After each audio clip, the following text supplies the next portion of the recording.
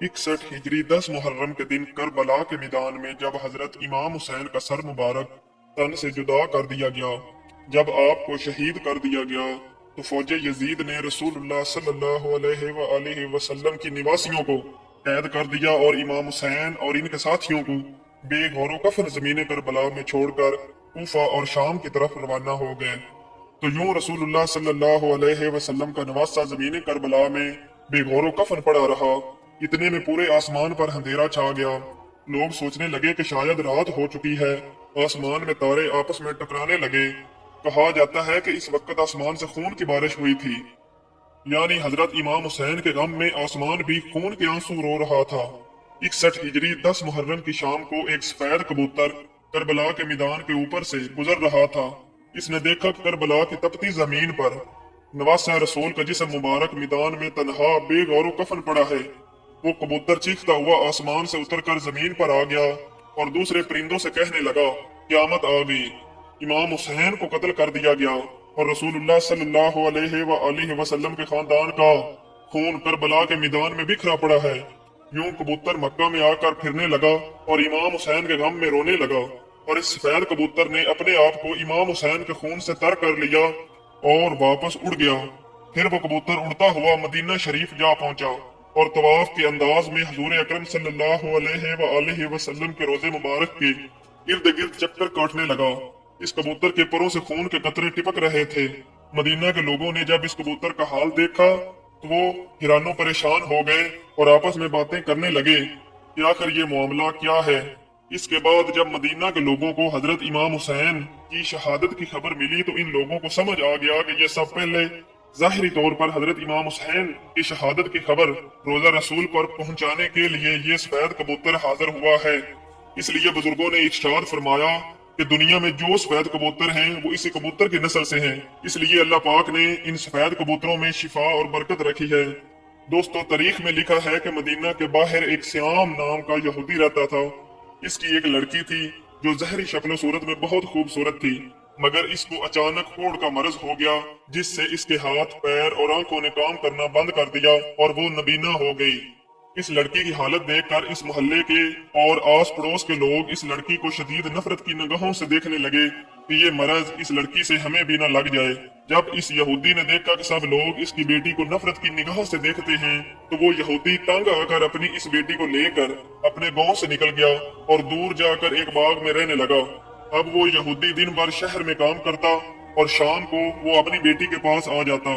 एक दिन इत्तेफाक से ऐसा हुआ कि वो यहूदी अपने काम में इतना ज्यादा मसरूफ हो गया वो शाम को अपनी बेटी के पास ना आ सका। जब इस नबीना लड़की का बाप शाम को इसके पास ना पहुंचा तो लड़की गिरते पड़ते एक दरख्त के नीचे जा पहुंची और रोने लगी। इस लड़की ने इस दरख्त के नीचे पूरी रात गुजार दी।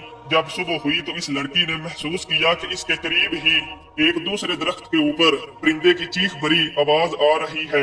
इस आवाज में इतना ज्यादा दम था कि वो लड़की अपने आप को रोक ना पाई और गिरते पड़ते इस दरख्त के पास पहुंच गई। हालांकि वो लड़की देख नहीं सकती थी, लेकिन फिर भी सर ऊपर करके इस परिंदे को देखने की कोशिश कर रही थी कि इतने में इस कबूतर के पर से खून का एक कतरा इस लड़की की दाईं आंख में जा गिरा। खून का गिरना ही था कि इमाम हुसैन के खून की बरकत की वजह से इस लड़की की आंख सही हो गई। इसमें रोशनी आ गई और वो लड़की इस आंख से देखने लगी। फिर खून का एक कतरा इसकी बाईं आंख में गिर गया। खून की बरकत से इसकी दूसरी आंख भी रोशन हो गई। ये देखकर वो लड़की बहुत हैरान हुई और इस दरख्त के ऊपर देखने लगी। इसने देखा कि खून में लथड़ा हुआ एक सफेद कबूतर बैठा हुआ है।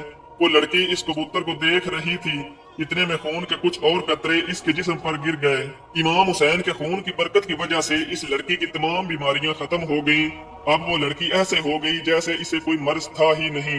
अब वो लड़की खुशी खुशी से उठी और अपने बाग की तलाश में निकल गई। इतने में वो यहूदी सामने से आता हुआ दिखाई दिया। वो यहूदी इस लड़की के पास आ गया, मगर वो इस बेटी को पहचान ना सका। इस लड़की को अजनबी समझकर पूछने लगा, ऐ लड़की, तू कौन है और इस बाग में क्या कर रही है? बेटी को बाग में छोड़ कर गया था, क्या तुझे इसका कोई हाल मालूम है? मेरी बेटी कहाँ गई है? क्योंकि इस बाग में जिस जगह पर मैं इसे छोड़ कर गया था वहाँ पर वो मौजूद नहीं है। लड़की ये सुनकर खुशी से रोने लगी और कहने लगी कि अब्बा, क्या आपने मुझे नहीं पहचाना? मैं वही आपकी बीमार बेटी हूँ जिसको आप इस बाग में छोड़ कर गए थे। یہودی یہ سن کر بہت حیران ہوا اور اس کو اس بات کی اتنی زیادہ خوشی ہوئی کہ اس کی آنکھوں سے خوشی کے آنسو ٹپکنے لگے، اور یہودی باپ نے اپنی بیٹی سے کہا کہ تمہاری یہ بیماری کیسے ٹھیک ہو گئی، تمہیں دیکھنا کیسے شروع ہو گیا؟ اس لڑکی نے اپنا سارا واقعہ سنا دیا اور اپنے باپ کو اس درخت کے نیچے لے گئی جو کبوتر امام حسین کے خون سے لتڑا ہوا تھا۔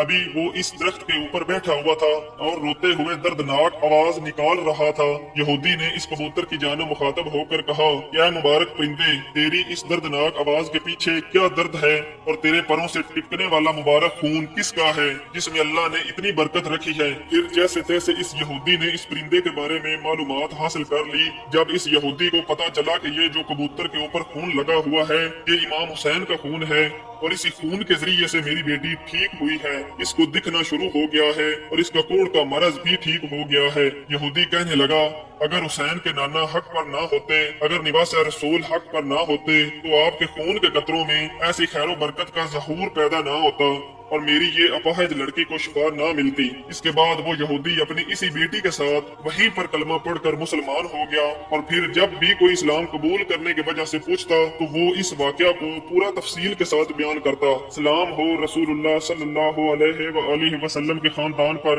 سلام ہو جو اسلام کی بقا کے لیے زمین کربلا پر بہتا رہا۔ آخر میں اللہ رب العزت سے دعا ہے کہ ہمیں زندگی شان والی اور موت ایمان والی نصیب فرمائے، آمین یا رب العالمین۔